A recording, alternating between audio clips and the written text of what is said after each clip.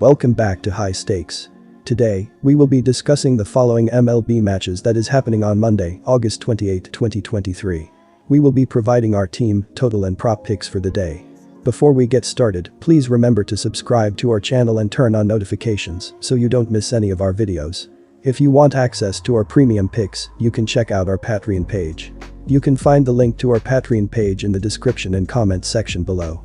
Pittsburgh Pirates vs Kansas City Royals. Our team pick is Kansas City. And here is why. The 2023 season hasn't been kind to the struggling Kansas City Royals, and with few positives beyond the breakout season of Bobby Witt, they look to end the season on a high note, even after posting a dismal 2-8 record over their past 10 games. In their past 12 games played at home, however, the Royals have a surprising 8-4 record, as well as being 5-3 in their past 8 games played against teams under .500 on the year, and with a veteran on the mound, this is their chance to continue finding positives from their season.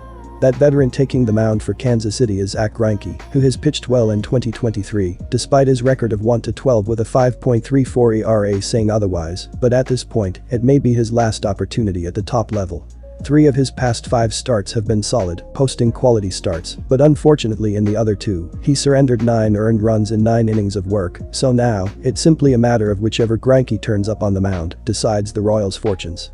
Simply put, neither of these teams have been good thus far in 2023, with both sitting significantly under the .500 mark, and with this being their first meeting since the 2021 campaign, there's very little to separate the two teams. In their past 10 head-to-head meetings, however, the Royals have come away with a 6-4 record, including winning 6 of their past 7 games, and with the experience edge on the mound and one of baseball's hottest stars in their lineup, expect another big home win for Kansas City in this one. Our total pick is take the over. And here is why. While these two teams have boasted some fantastic pitching performances in 2023, this matchup won't be one of them, as the two starters in this one come into the game with a combined ERA of almost 11 on the season. In their past 10 meetings, the over sits at 6-4, the same total for both of these teams over their past 10 games, and with the majority of small positives these teams have found in 2023 coming from the lineup, expect plenty of runs and not much quality on the mound on Monday night. Atlanta Braves vs Colorado Rockies. Go with the Atlanta Braves to pick up the win in this matchup and remain on fire. And here is why. The Colorado Rockies have been struggling a bit so far this year, as they are currently 21st in the majors with a .713 team ops while averaging 4.39 runs per game.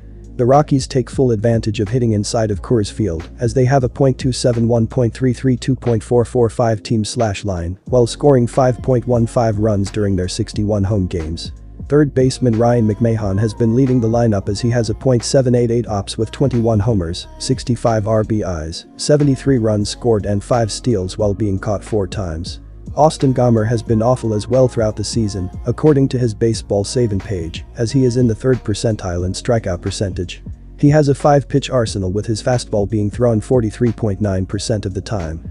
Gomber faced the Braves twice last season and was 0-1 in 5.1 innings and allowed 9 runs on 10 hits with 2 walks and 6 strikeouts.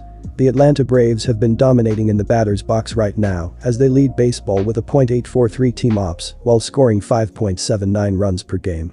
They have been the top hitting team on the road this season as they have a .822 team ops while averaging 5.71 runs in their 62 road games. Right fielder Ronald Acuna Jr. has been on fire this year as he has a .333, .416, .566 line with 28 home runs, 74 RBIs, 115 runs scored, and 59 steals on 70 tries. The pitching statistics for this season highlight a significant contrast, with Bryce Elder boasting a 4.3 record, a 3.86 ERA, and a .237 opposing batting average in 11 road starts. On the other hand, Austin Gomber holds a 5.4 record, a 7.06 ERA, and a .314 batting average against in 14 home starts this year. In the span of 39 games following the All-Star break, there's a substantial disparity between both teams.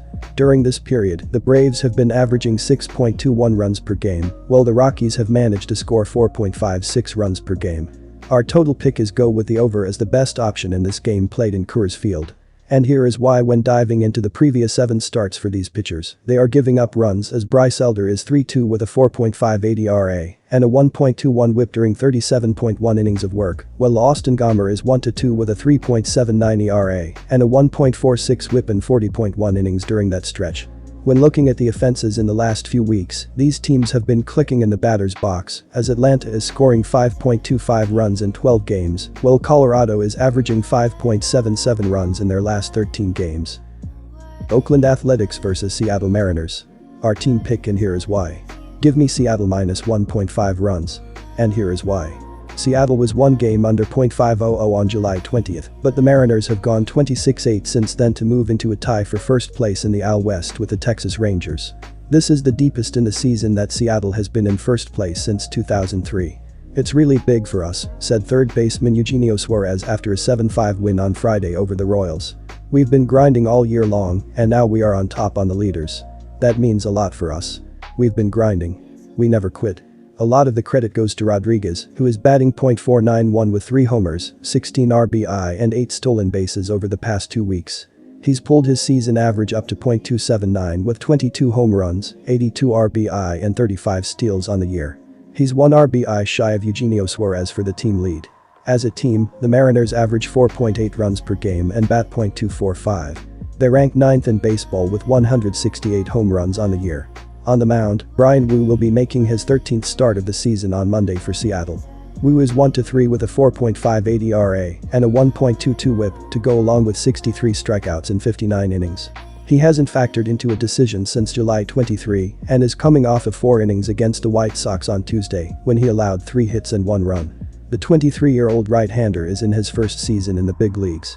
The Mariners are 36-28 at home this season, entering Sunday's series finale against the Royals before welcoming the Athletics to town.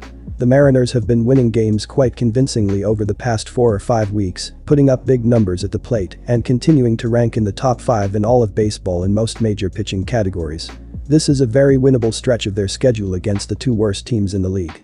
They've already taken care of the Royals, and I have no reason to expect anything different against Oakland. Julio Rodriguez has been playing at an elite level during this winning streak, and Eugenio Suarez has been tremendous with runners in scoring position. The A's are late to name a starting pitcher in this game, which leads me to believe the Oakland bullpen could see a lot of innings in this one.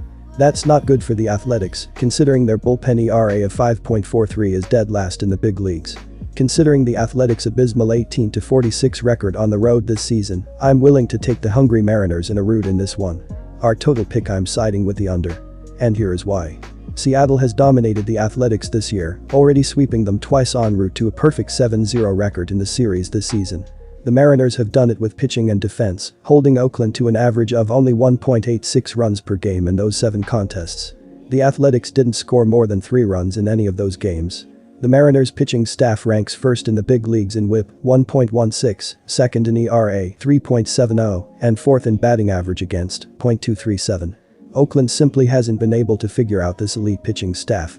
This will be Oakland's first time facing Bryan Woo, but I'm expecting another underwhelming performance at the plate for the Athletics, especially since Woo has been keeping his walks down in recent starts. He's going to make the A's put the ball in play, but their .224 team batting average won't get it done in this one. It very well may only take around 3 runs from Seattle to win this one. I've got them plating 4 runs in a 4-2 victory.